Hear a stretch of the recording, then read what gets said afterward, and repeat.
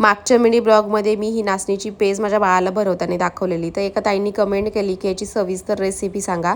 तर ही नाचणीची पेज मी माझ्या 2-3 वर्षाच्या मुलीला दररोज सकाळच्या टायमिंगला देते।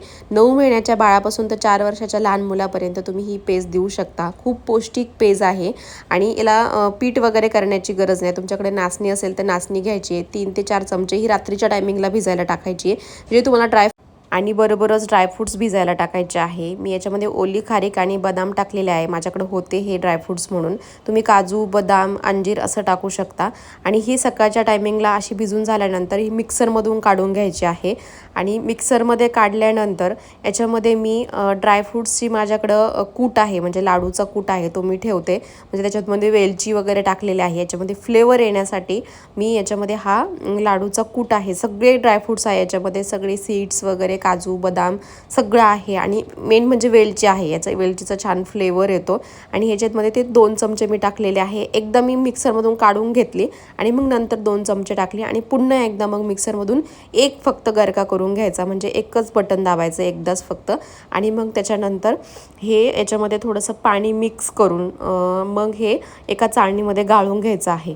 ही खूप पटक्यात होते ही, म्हणजे 10 ते 15 मिनिटात होते। आणि 2 ते 3 वर्षाच्या बाळाला आपण शक्यतो नाचणी त्याच्यातून निघूनच जाते। ज्यावेळेस बाळ चपाती वगैरे खायला सुरुवात करतं, नाचणी आपण जास्त बाळाच्या रुटीनमध्ये नसते 3-4 वर्षाचं बाळ झाल्यानंतर, त्याच्यामुळे ही पेज मी माझ्या बाळाच्या डाएटमध्ये ॲड केली।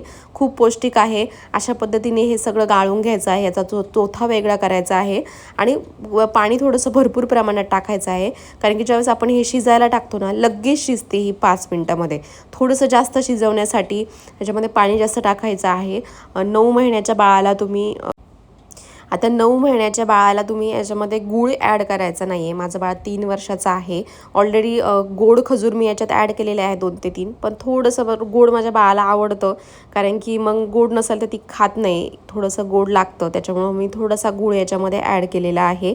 तुम्ही गूळ याच्यातून तुमचं बाळ जर 12 महिन्याखालील असेल, ते 9 महिन्याच्या बाळाला बनवत असाल किंवा 1.5-2 वर्षाच्या बाळाला बनवत असाल तर गूळ एकदम स्किप करायचा आहे। मी एकदम थोडासा गूळ याच्यात ॲड केलेला आहे, माझं बाळ 3 वर्षाचं आहे म्हणून।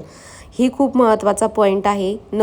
आपल्या 9 महिन्याच्या बाळाला 1.5-2 वर्षाच्या बाळाला नक्की करून खायला घाला। ही थोडीशी मऊ होते आणि पटापट बाळ हे गिळायला पण त्याला सोपं होतं।